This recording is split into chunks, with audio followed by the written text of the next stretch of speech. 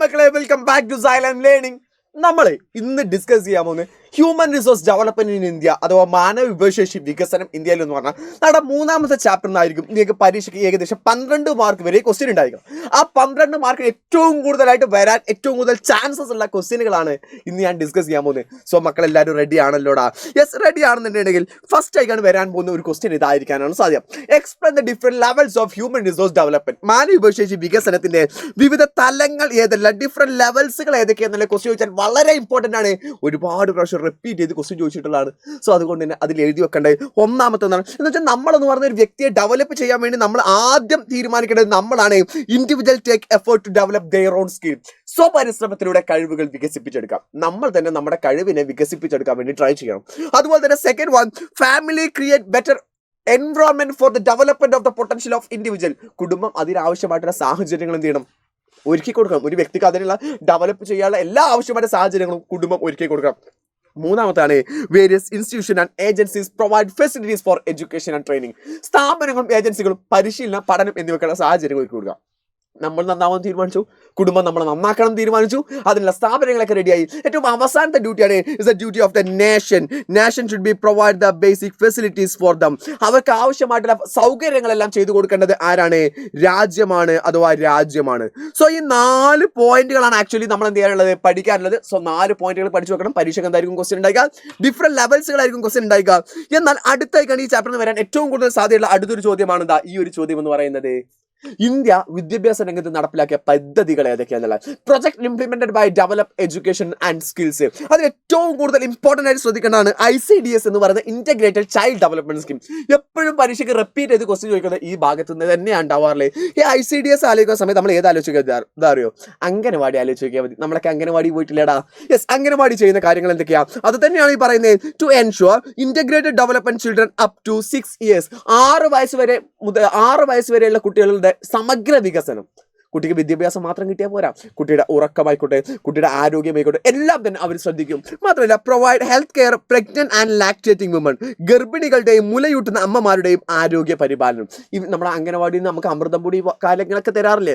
ഇതെല്ലാം തരുന്നതിന് വേണ്ടിയിട്ടാണ്.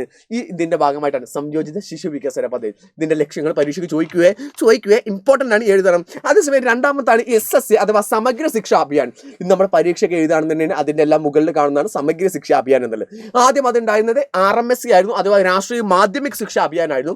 അതിനെ മുമ്പ് ഉണ്ടായിരുന്ന സർവ്വ ശിക്ഷാ അഭിയാനായിരുന്നു. അന്നത്തെ ഈ പിക്ചറൊക്കെ നിങ്ങൾ കണ്ടിട്ടുണ്ടായിരിക്കും.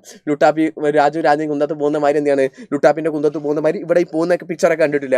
യെസ്, അതിൽ സമഗ്ര ശിക്ഷാ അഭിയാനെ ചോദിക്കുകയാണെന്നുണ്ടെങ്കിൽ ഏതെന്താണ്? To ensure universal education up to higher secondary level. സാർവത്രിക വിദ്യാഭ്യാസം ഹയർ സെക്കൻഡറി തലം വരെ ഉറപ്പുവരുത്തണം. മാത്രമല്ല to ensure quality and equity. തുല്യതയും ഗുണനിലവാരവും ഉറപ്പുവരുത്തുക. അതുപോലെ തന്നെ to promote vocational education strengthen അഥവാ തൊഴിലധിഷ്ഠിത വിദ്യാഭ്യാസം പ്രോത്സാഹിപ്പിക്കുക. കൂടാതെ തന്നെ SCRT ഡയറ്റ് തുടങ്ങിയ അധ്യാപക പരിശീലന കേന്ദ്രങ്ങൾ ശക്തിപ്പെടുത്തുക. To form the SCRT DIET for the teacher training. അധ്യാപകരുടെ പരിശീലനങ്ങൾ എന്ത് ചെയ്യണം? കൊടുക്കണം. ഇതായിരുന്നു അവരുടെ ഏറ്റവും പ്രധാനപ്പെട്ട ആവശ്യം എന്ന് പറഞ്ഞാൽ. എന്നാൽ അടുത്തതാണ് രാഷ്ട്രീയ ഉച്ചതല ശിക്ഷാ അഭിയാൻ. ജസ്റ്റ് വായിച്ചു വെച്ചേക്കാം, പഠിച്ചു വെച്ചേക്കാം. To increase access to higher education. ഇത് സാധാരണ വരുന്നതിന് ചാൻസ് കുറവാണ്. ഉന്നത വിദ്യാഭ്യാസ ലഭ്യത വർദ്ധിപ്പിക്കുക. To provide quality and higher education അഥവാ ഉന്നത വിദ്യാഭ്യാസത്തിന്റെ ഗുണനിലവാരം ഉയർത്തുക. ഏറ്റവും അവസാനത്തെ ഇത് പരീക്ഷയ്ക്ക് ചോദിക്കാൻ സാധ്യതയുണ്ട്. നമ്മൾ ICDS അഥവാ ഇന്റഗ്രേറ്റഡ് ചൈൽഡ് ഡെവലപ്മെന്റ് സ്കീമും അതുപോലെ സമഗ്ര ശിക്ഷാ അഭിയാനും ഇതുമാണ് ഏറ്റവും കൂടുതൽ ചോദിക്കാൻ സാധ്യതയുള്ളത്. National skill development and monetary reward scheme.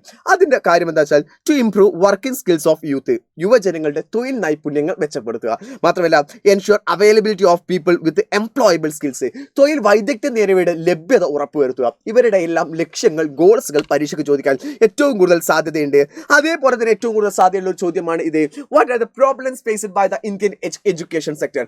ഇന്ത്യയിലെ വിദ്യാഭ്യാസ മേഖല നേരിട്ടുകൊണ്ടിരിക്കുന്ന പ്രധാനപ്പെട്ട പ്രശ്നങ്ങൾ എന്തൊക്കെയെന്നുള്ള ഒന്നാമത്തെ പ്രശ്നം എന്ന് പറയുന്നത് ഡ്രോപ്പ് ഔട്ട് ആണ്. ഒന്നാമത്തെ പ്രശ്നം ഡ്രോപ്പ് ഔട്ട് ആണ്, അഥവാ കൊഴിഞ്ഞുപോക്കാണ്. പ്രാഥമിക വിദ്യാഭ്യാസം പൂർത്തിയാക്കാതെയുള്ള കൊഴിഞ്ഞുപോക്ക്. സ്കൂളിൽ കുട്ടി ജോയിൻ ചെയ്താൽ മാത്രം പോരാ, ആ കുട്ടിയെ കംപ്ലീറ്റ് ചെയ്യുന്നുണ്ടോ എന്ന് നമ്മൾ എന്ത് ചെയ്തിരിക്കണം? ശ്രദ്ധിച്ചിരിക്കണം. രണ്ടാമത്തെ കാര്യത്തിൽ there is a lack of availability of basic facilities for the education sector. വിദ്യാഭ്യാസ മേഖലയ്ക്ക് ആവശ്യമായിട്ടുള്ള അടിസ്ഥാന സൗകര്യങ്ങളുടെ ലഭ്യത കുറവാണ് രണ്ടാമത്തെ കുഴപ്പം എന്ന് പറയുന്നത്. മൂന്നാമത്താണ് quality of education has to be improved. നമ്മുടെ എഡ്യൂക്കേഷന്റെ ക്വാളിറ്റി എന്ത് ചെയ്യേണ്ടതുണ്ട്, കൂട്ടേണ്ടതുണ്ട്. സോ മക്കളെ, ഈ പോയിന്റുകളാണ് നിങ്ങൾ നിർബന്ധമായിട്ട് പഠിക്കേണ്ടത്. ഈ ചാപ്റ്ററിൽ ഏറ്റവും ഉറപ്പായിട്ട് വരാൻ ഏറ്റവും കൂടുതൽ സാധ്യതയുള്ള ചോദ്യങ്ങളാണ്. ഇതുപോലത്തെ ചാപ്റ്റേഴ്സുകളുടെ ചോദ്യങ്ങൾ വേണ്ടേ, ഉത്തരങ്ങൾ വേണ്ടേ? എവിടെയും പോകേണ്ട ആവശ്യമില്ല. ഇന്ന് രാത്രിയിലെ ലൈവിൽ ഇങ്ങോട്ട് പോരാടാ, നമ്മൾ അവിടെ സെറ്റാക്കി അടിപൊളിയാക്കി തരുന്നതാണ്. സോ മക്കളെ, ലൈവിൽ കാണാടാ.